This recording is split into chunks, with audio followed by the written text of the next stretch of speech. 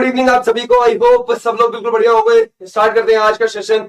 आ जाइए। और आपको पता है हम आज के इस सेशन में अपने हिस्ट्री के, वो भी मुगल पीरियड के 50 क्वेश्चंस देखेंगे और फटाफट सेशन अपना तैयार करेंगे।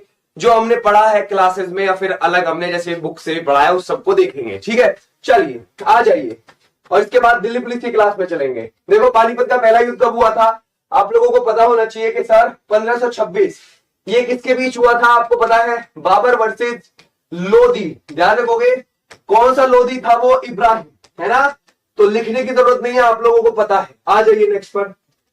बोलता है सर, ये बोला 1526 में बाबर ने किस वंश के शासक को परास्त कर मुगल साम्राज्य की नींव डाल दी थी? सर वो लोधी वंश को। ठीक है, ध्यान रखोगे, है ना? नेक्स्ट आ रही है। बोला है बाबर ने प्रसिद्ध तुलुगामा पद्धति का सर्वप्रथम प्रयोग किस युद्ध में किया? सर उसने दो पद्धति यूज करी थी, एक तुलुगामा पद्धति और एक उस्मान पद्धति। इस युद्ध में जो पानीपत का युद्ध था पहला वाला, ठीक है, तो हमारा क्लियर हो जाता है। नेक्स्ट आ रही है। नेक्स्ट क्या बोलेगा? बोला सर जी भारत में ग्रांड ट्रंक रोड किसने बनवाई? जीटी रोड किसने बनवाई थी भारत के अंदर? सर वो बनवाई थी शेरशाह सूरी। 1540 से 1545 तक दिल्ली और आगरा पे शासन किया था। अब देखो क्या कहता है। कहता है कि गुजरात विजय की यादगार में अकबर ने किसका निर्माण करवाया?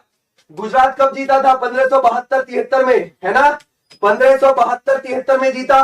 और उसने कौन सा बुलंद दरवाजा ये 1602 में बनवाया था? किसकी याद में? फतेहपुर सीकरी के अंदर, इसी विजय की याद में। बोलता है आईने अकबरी एक महान ऐतिहासिक कीर्ति निम्नलिखित में से किसके द्वारा लिखी गई है? अब जरा बताओ। Abul Fazal. Yes, Abul Fazal is the right answer. ये अकबरनामा का ही थर्ड पार्ट है। अकबरनामा, ध्यान रखोगे ये 3 भाग में है अकबरनामा। तो इसका जो तीसरा भाग है ना अकबरनामा का, वही आईने अकबरी है। आईन ए अकबरी। और आईने अकबरी खुद 5 भाग में बटी हुई है। कितने भाग में? 5। नेक्स्ट आ जाओ। पानीपत की दूसरी लड़ाई, ये आपकी किसके बीच लड़ी गई है? 1556 में। सर ये लड़ी गई है, ध्यान रखोगे, अकबर और हेमू के बीच में। और हेमू हार जाता है ना? आ जाओ नेक्स्ट। मुगल काल की भाषा कौन सी थी? सर मुगलों की भाषा कौन सी थी? उर्दू थी, हिंदी थी, अरबी थी या फिर फारसी थी? फारसी इज द राइट आंसर। मुगलों की भाषा फारसी थी हमारे यहाँ पे। नेक्स्ट, फारसी को नेक्स्ट लेवल पर कौन लेके गया? अकबर। नेक्स्ट आ जाओ। दीन इलाही नामक नया धर्म किसने शुरू किया? सर 1582 में दीन इलाही नया धर्म अकबर ने शुरू किया। समझ गए आप लोग? नया कैलेंडर भी इसने चलाया था, इलाही संवत। ये भी चीज आप ध्यान रखना, नया कैलेंडर भी इसने चलाया, इलाही संवत। कहता है प्रसिद्ध मुस्लिम शासिका चांद बीबी जिसने बरार को अकबर को सौंप दिया, वो किस राज्य से संबंधी? सर चांद बीबी वो अहमदनगर से संबंधित थी। उन्होंने बरार को किसको दे दिया? अकबर को, कि भाई तू रख। चांद बीबी के साथ में बहुत झड़प हुई थी इनकी। बोलते हैं अपने काल का महान संगीतज्ञ तानसेन किसके दरबार में था? अकबर के में था। तानसेन का रियल नाम रामतनु पांडे। रामतनु पांडे, ये चीज ध्यान रखोगे। मियां की मल्हार, मियां की तौड़ी इनकी कीर्ति हो जाती है।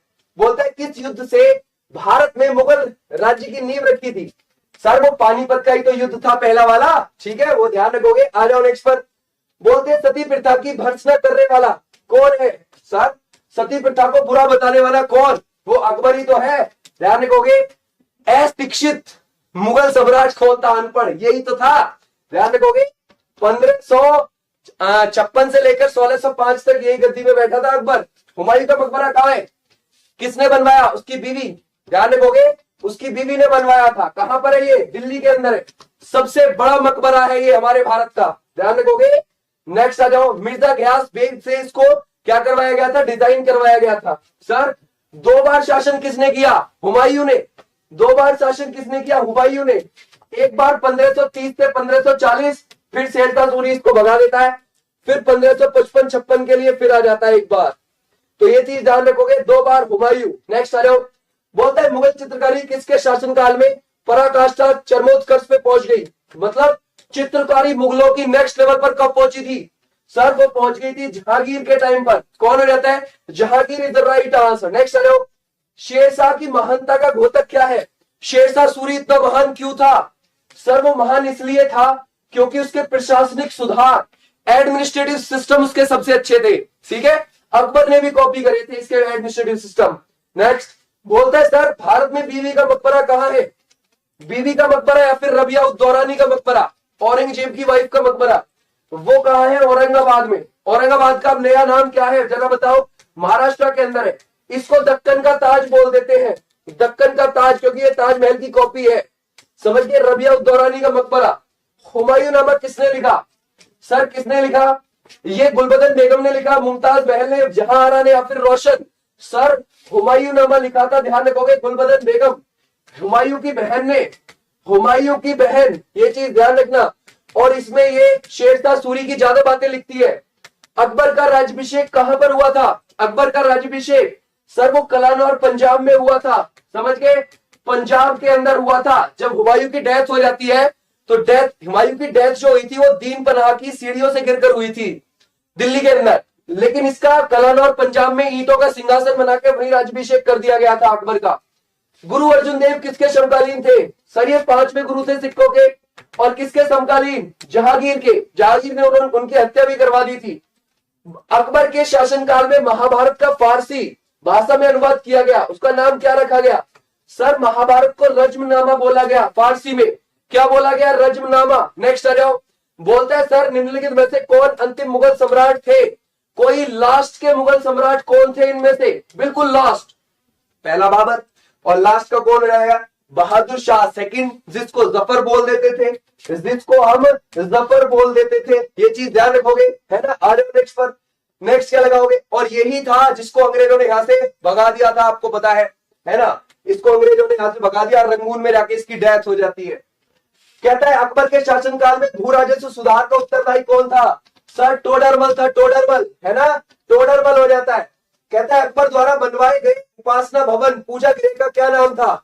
सर अकबर ने एक उपासना भवन बनवाया था, पूजा गृह बनवाया था, उसका नाम था इबादत खाना। क्या नाम था? इबादत खाना। नेक्स्ट आ जाओ। बोलता है रामचरितमानस के लेखक तुलसीदास किसके शासनकाल से संबंधित है? सर तुलसीदास, उन्होंने क्या लिखी? रामचरितमानस लिखी थी। ये चीज ध्यान रखना, वो अकबर के दरबार से संबंधित हो जाते हैं, अकबर। नेक्स्ट आ जाओ। बोलता है सर सम्राट अकबर द्वारा किसको जरी कलम की उपाधि दी गई? सम्राट अकबर ने किसको जरी कलम की उपाधि दी गई? सर वो मोहम्मद हुसैन को दी थी, यानी कि ए द राइट आंसर। ओके, बहुत अच्छे। नेक्स्ट आ जाओ। बोलता है बाबर मूल रूप से कहां का शासक था? सर परगना, उज्बेकिस्तान का, है ना? वही तो इसका जन्म हुआ था 14 फरवरी 1483 को। राइट, क्लियर है? आ जाओ नेक्स्ट पर।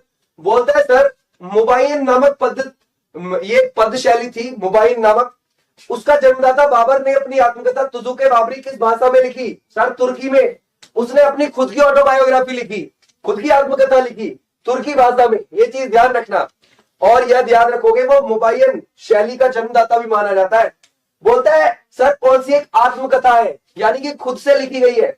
अकबरनामा अकबर ने खुद से लिखा? नहीं। हुमायूंनामा हुमायूं ने खुद से लिखा? नहीं। पातशाहनामा खुद से लिखा? नहीं। तुजुक-ए बाबरी खुद से लिखी हुई है, यानी कि एक आत्मकथा है, खुद से लिखी हुई, बाबर ने लिखी थी खुद अपनी। नेक्स्ट आ जाओ। कौन सुमेलित नहीं है?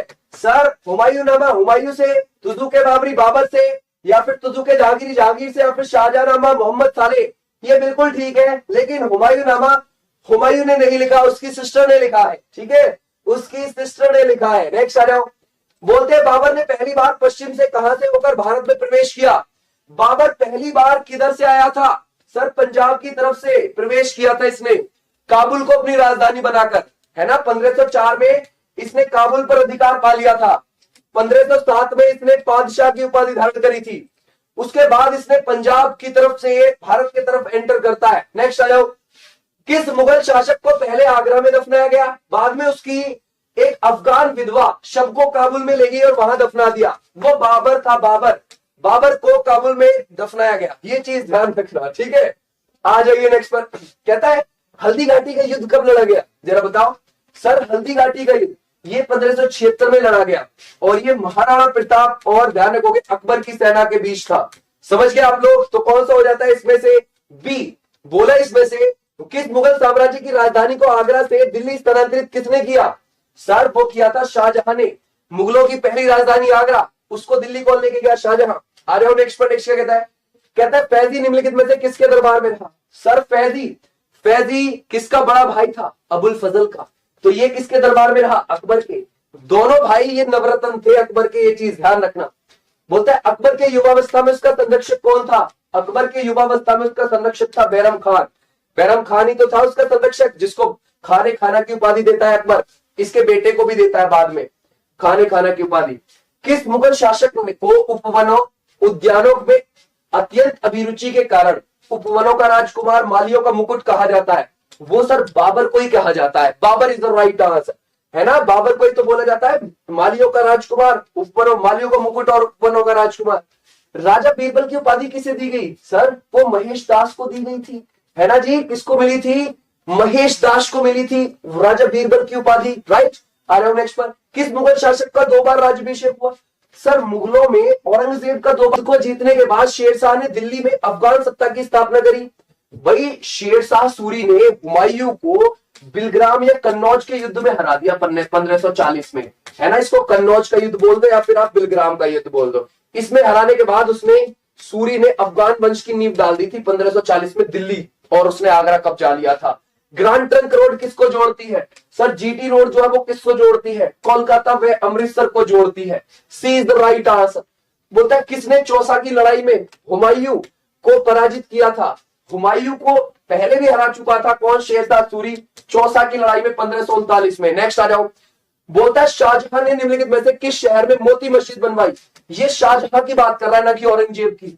उसने बनवाई थी कहां पर? आगरा के अंदर। आगरा के अंदर ही उसने ताजमहल भी बनवा रखा है, ये ध्यान रखना शाहजहां ने।